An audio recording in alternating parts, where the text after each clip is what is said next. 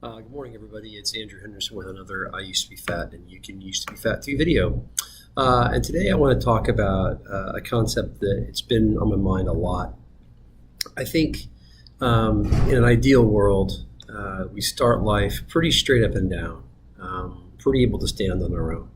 And if our parents have done a great job, and if we've been fortunate enough to have received all of the blessings, and we're strong and we're healthy, we get off to a good start. Unfortunately, life probably isn't like that. So we start life a little bit off to one side or another, and we get support.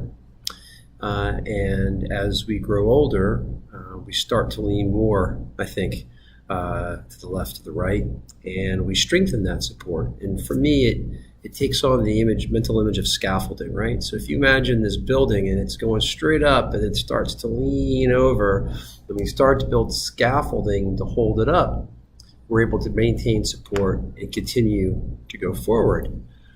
But I think ultimately that scaffolding gets stronger and stronger and stronger until it becomes a shell. And instead of trying to prop us up, it starts to keep the rest of the world out. And as somebody that was inside of a 320-pound body for about 20 years, I can tell you that was a big part of what had happened to me. I was depressed and I was unhappy, and I used food and sort of other lifestyle things, drinking, to prop me up, to give me the feelings and the joy that I wasn't able to handle and regulate on my own. And ultimately, I used those things to create a barrier between me and everybody else. And then that barrier constrained me, and it prevented me from growing. It limited me. And I think that for any of us that are looking to make a significant change in our lives, and again, I'm on 3 paths: to be as physically fit as I can, to be as financially healthy as I can, and to have my relationships be as healthy as they can be.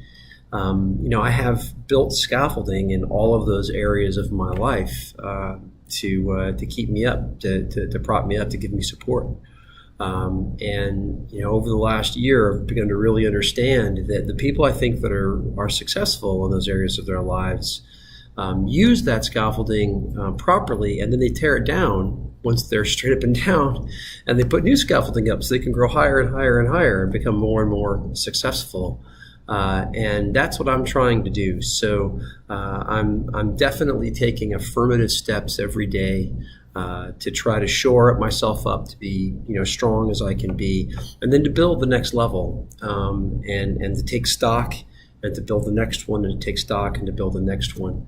That's what these videos are about. That's what my posts on Facebook are about. I'm trying to write a book, and I need your help. So please share in the text below, in the chat on Facebook, the kind of scaffolding that you need to tear down, and the things that you need to work on. And if you don't want to make it personal, that's okay. But I can certainly share mine. And I think sort of what I want to communicate today is that if you want to improve, if you really want to grow your life, if you want to make the important transformative changes that motivate you, I think you need to really look at what scaffolding have you built in your life that is propping you up. And is that scaffolding helping you, or is it holding you back? And I can almost guarantee you that the first step towards making the next change in your life is replacing that scaffolding with growth. And finding a specific plan to do that is half the battle, and then finding the willpower to execute on that is the other half. And that's where accountability and accountability networks come in, and I'll talk about that at a later time. So scaffolding isn't bad. It's necessary. It's what shores you up. It's what allows you to to add on the next level, and to get higher. It becomes a problem when you become dependent on it, and when it hardens around you, and it creates a shell that constrains your growth. So look at what scaffolding you have in your life. Make sure that scaffolding is serving your needs, and tear it down if it isn't. And that's scary, right? Because then all of a sudden, maybe you lose your support. But I think you'll find that when you do that, you get room to grow. And that's where growth and transformation really comes from. It worked for me, and I'm pretty sure it'll work for you too. Have a great day.